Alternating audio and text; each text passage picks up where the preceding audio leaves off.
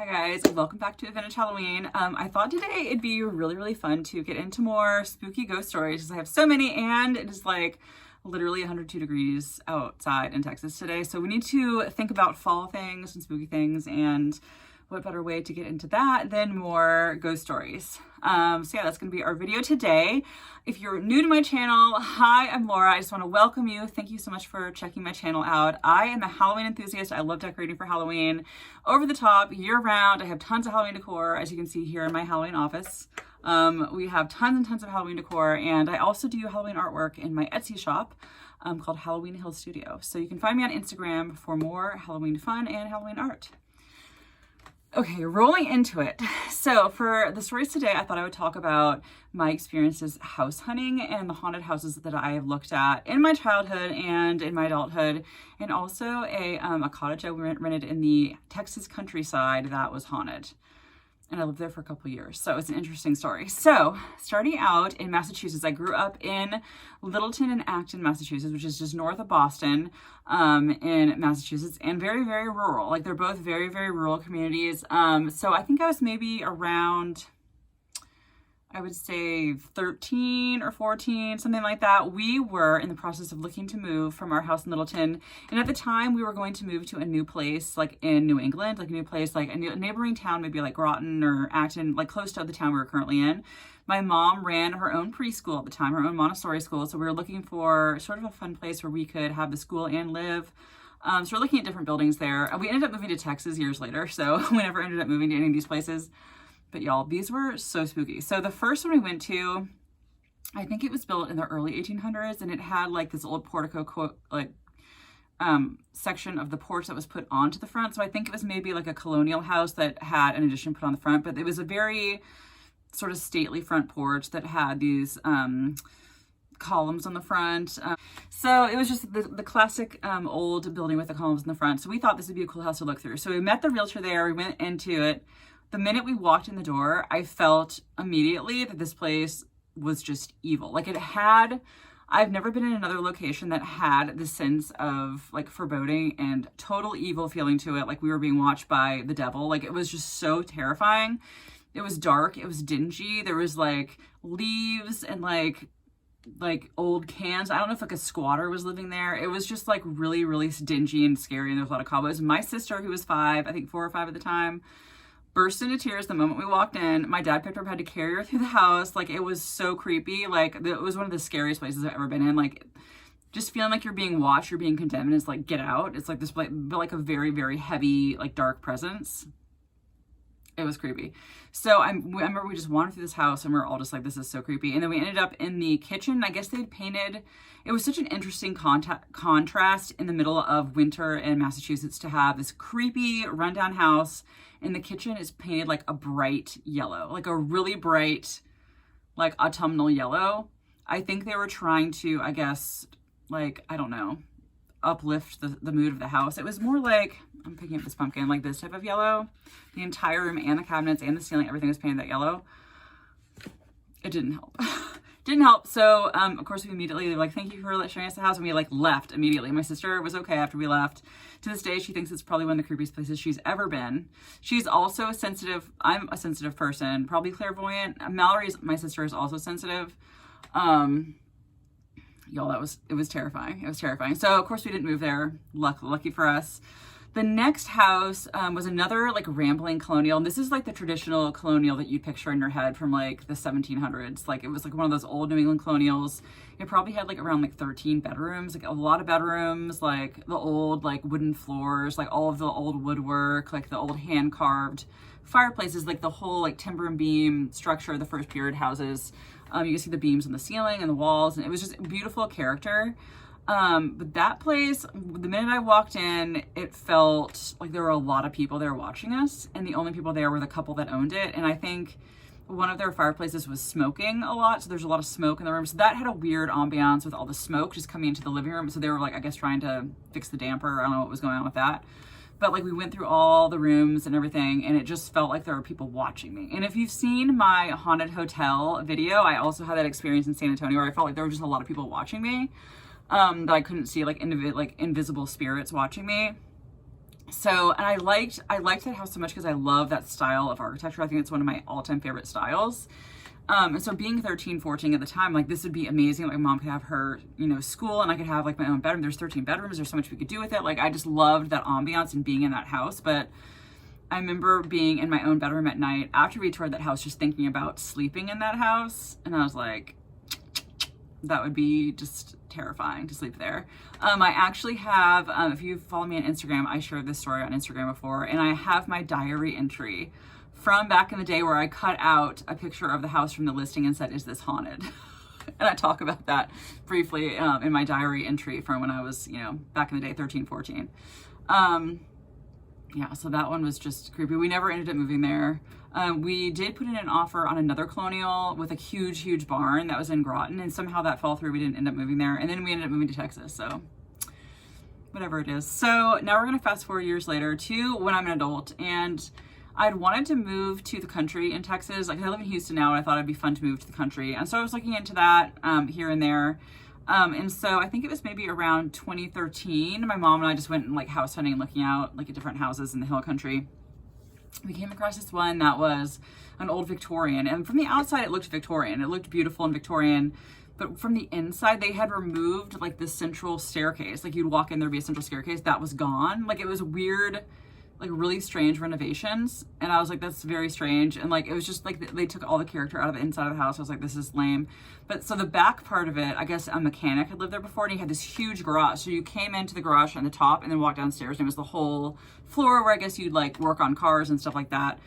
So I did not make it into that room because he was there and he was a spirit, and he was like, get the F out of my house. And so we went up to, if you watched my other one about the haunted restaurant where I got yelled at by a ghost, it was a similar experience, except this time I didn't bother to go, I didn't move forward. We got to the door of the garage area, and I'm like, I'm not going in. Like I told my mom, I'm not going in. Like I feel some weird vibe, I'm not going in. And he was like, get the F out of my house. This is my house. It's mine. It's like, well, you're no longer living, you know? But so my mom went in, she looked at it. She said she got a creepy vibe from it. I'm like, so of course we didn't end up, you know, getting anything or moving there or whatever. I didn't end up moving there at that time. That was just creepy. Like the territorial ghosts, I'm telling you. Okay, so now I want to talk about when I did actually move to the country in Texas. So this was 2015. I worked as a curator for the Bryan Museum when it was called the Torch Collection. I worked there for years and years from 2008, 2014. And then I was really sort of thinking about moving to the country. I thought that'd be a fun adventure just to get out of Houston. And so I got a job at the Chamber of Commerce in Round Top, and Round Top is famous for its huge antique show. It has like a tiny pop, like 90 people live in Round Top. It's a tiny little blurb town. And then a couple towns over is a town called the Grange, and it has a beautiful Victorian courthouse in the center of town. Beautiful, beautiful town, very family oriented. Like a lot of like young families live there, that type of thing. So I was looking for, since I got the job in Round Top, I had to move from Houston, and it was maybe an hour and a half away to LaGrange. So it wasn't 2 hours, hour and a half. It wasn't that far, but I needed to definitely move there. And so I was looking for a place to rent, and my mom was helping me do the house hunt. And so we came across this little yellow cottage. It was like one of those historic, like 100-year-old antique Texas sort of shotgun cottages. So you came in and there's a front hall that went straight down, and then on either side was, you know, a bedroom, and then the second bedroom, and then through the second bedroom was the living room, and then through that was the kitchen. So it's like you had to walk through the rooms to get into the other room. They had like one small bathroom, and this bathroom had a clawfoot tub. I love baths. I love clawfoot tub. It was like my favorite bathtub of all time. It was so nice. And then it had like a little tiny laundry area. It was like a tiny, tiny little house, but it was so cute. There's so much character. I went in there and I was like, I feel something here, but I needed a place to move into, and it was affordable and it was available. And I'm like, this is sort of what I'm looking for to move out here. So we did it. So I moved in. I remember I had the movers come from my apartment in Houston, where I lived for 8 years, mind you. And I still miss that apartment because I just loved it. It was my first apartment. And then we went straight to the house. And I remember I got in the house, and I'm like, there was someone watching me. It's an old lady. She's watching me. I didn't get any feeling of like she was evil. She was just like a spirit that used to live there. It wasn't anything like threatening, but it's just like she's watching me all the time. And I remember just like frantically going through my boxes trying to find my sage. I'm like, this needs to go. Like we're not dealing with this. And when I finally found the sage to try and cleanse the house, the amount of smoke that produced, I have never before or since seen some sage produce that amount of smoke to try and cleanse the space. Like, I had to put it out in the sink. Like, it wasn't like an old one that I'd used before. Like, I never experienced that. And so I'd heard that like sometimes sage will respond to the amount of what you need to cleanse in a house. So that creeped me out. I was terrified to be in that house by myself. I was just, it was also like being away from my friends and family, or like, because Houston, also you have tons of neighbors that are like, I lived in an apartment complex. So like, I'm used to having neighbors everywhere. This was a single family house and there were houses next to me because we're on like a little street, but it was still very isolated compared to what I was used to. So that was just a big adjustment. And then just feeling like I was being watched constantly. I knew it was an old woman. And she's like, what is wrong with you? Like, I'm not doing anything to you. I'm like, you're here watching me. Like, this is my house. Like, this is not okay with me. I don't want to be watched every second. Like, it was just so creepy. So anyway, so I was raised in Christian Science, and it's not really to Scientology in any way. It's basically a religion based on healing. It's based on the Bible and Christ and healing. People have physical healings all the time. And so what you do is you call healers called practitioners, and they pray for you, work with you, and people have been healed of everything. They've been healed from cancer, AIDS, like everything. People have been raised from the dead. Like one of my friends in college, that happened to her. So it's people have had like amazing healings with it. I'm not so much into it as I used to be, as my religion. But so what I did was I called one of the practitioners, and I called her, and I was like, my house is haunted. Like, there is a spirit and she is watching me and I don't know what to do. And she's like, okay, I'll take care of it.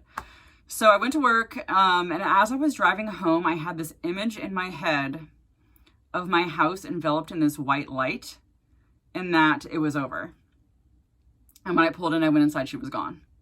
And I was like, excellent, this is good. This worked. I felt that she was still around, but not as oppressive as the feeling was before. And again, she wasn't negative. She wasn't evil. She just sort of lived there or had lived there in the past. So anyway, then I got Toby. Then I got my little bundle of floof, and he, so 2016, I moved there maybe like September of 2015, and then January of 2016, I got Toby. So when I got him, the dynamic in the house changed completely because I had a companion with me. And of course he's so sweet and floofy, and it was just so fun having him there. And I didn't really notice anything, that I didn't really notice I was being watched or anything after that. But like, I'd noticed. It was interesting because when I was leaving, I stayed till the end of 2017. And then it was like, I tried to do art full time and it just didn't work out. Like, being in the country didn't work out. And I was just like, I need to get a job. And like, I also want to just move back to the city. Like, I want to live like around my friends, around my family, like have things to do. Cause there was really nothing to do in the town. Even though I loved my little cottage. So I felt like this was the right thing to do, to just, move back to Houston. So the end of 2017, I think it was like, maybe like the end of December, something like that. I took Toby back to Houston to stay with my dad, because I lived with my dad for a year after I moved back, because I got a job and then I moved into my townhouse now. So me and Toby lived with my dad for a year. So I left Toby at my dad's house and I was like packing up my stuff. I went back to the cottage and she was there. The ghost was there. I felt her presence very strongly. And I knew she had been around, but like had stayed out of the pictures. Like, she'd been around the whole time, but I felt her presence very strongly there. And I was like, yeah, I'm sort of sad to go. And she's like, I'm sad you're going. It was fine, but it was just sort of strange. And I never, in that particular instance, I never had an interaction. So it wasn't like she toppled things over. It wasn't like a poltergeist thing. It was just that I felt her energy. And I definitely felt it very strongly when Toby wasn't there. So I was very glad to skedaddle back to Houston, and I had the movers come and packed everything out back to Houston, I put everything in storage, a storage unit, moved back to stay with my dad for a year. Me and Toby lived with dad, and then I moved into my townhome after I got a job and everything like that. So yes, it was very interesting. It's a weird feeling, this feeling of being watched, like, it's just a creepy feeling. So that is my story of renting a haunted Victorian cottage. So that is my story. That is my spooky ghost stories for this episode of Vintage Halloween. Let me know if you've had anything happen to you like that, and if you've ever experienced a spooky haunted house hunting, and what your reaction was, because that would be really interesting to know. I think that we just sort of know when we walk into places if they're inhabited or not by spooky ghosts and otherworldly things. But yeah, those are my stories in that way. So anyway, thank you guys for joining me. You can find me on Instagram for more year-round Halloween fun. I do decorating and other things like that on the Halloween Collector. And then my art is Halloween Hill Studio, and that is also on Etsy and Instagram. Yeah, if you love my content, please consider giving my channel a follow. I would so greatly appreciate it. But yeah, thank you guys, and let me know in the comments your stories. I love hearing them, and keep on spooking.